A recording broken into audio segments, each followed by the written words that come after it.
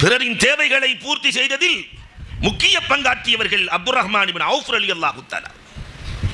அவங்க மாதிரி வருகிற வருமானங்கள் அத்தனையும் இந்த உம்மத்துக்காக, அல்லாஹ் கொடுத்த பொருளாதாரம் உம்மத்துக்காக. பெருமானார் சிரித்து சிரித்து வழி அனுப்புவார்களாம்.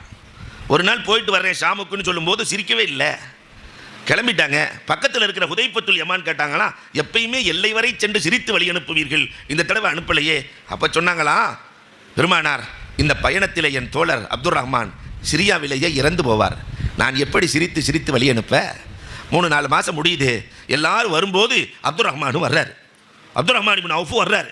ஓடி வருகிறார் ஹுதைஃபா, வரமாட்டார் என்று சொன்னீர்கள், வந்து கொண்டிருக்கிறார் அப்துர் ரஹ்மான்.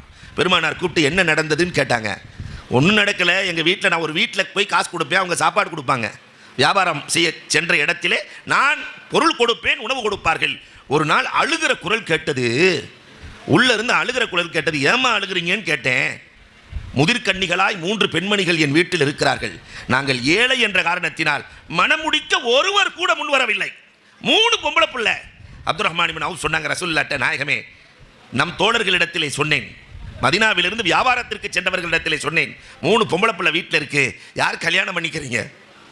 3 இளைஞர்கள் முன் வந்தார்கள், மனமுடித்து கொடுத்தேன். நான் செஞ்சது அவ்வளவுதான். அவங்க வாக்கப்பட்டு வீட்டுக்கு தான் வந்திருக்கிறாங்க. பெருமானார் அழைத்தார்கள், 3 பேர்த்தையும் அழைச்சி, அப்துர் ரஹ்மான் உங்களுக்கு கல்யாணம் பண்ணி கொடுத்தாரா? ஆமாம் கொடுத்தாரு. நீங்கள் என்னமா செஞ்சீங்க? அந்த 3 பொம்பளை பிள்ளைங்க சொல்லிச்சு, நாங்கள் 2 ரக்காத் தொழுது அல்லாஹ்ட்ட கேட்டோம், எங்கள் ஒவ்வொருவரின் வயதிலிருந்து 10 வயதை இந்த அப்துர் ரஹ்மானுக்கு கொடுத்து விடு, ஒவ்வொரு வயதிலிருந்து 10 வயது. சொன்னார்கள் பெருமானார், அப்துர் ரஹ்மான் அல்லாஹ் உங்களுக்கு 30 வயதை அதிகமாக்கி விட்டார். பிறரின் தேவைக்கு முன்னுரிமை கொடுப்பவர்கள் காலம் கடந்தும் அழிக்கப்படாதவர்களாய் வாழ்ந்து கொண்டிருக்கிறார்கள். 7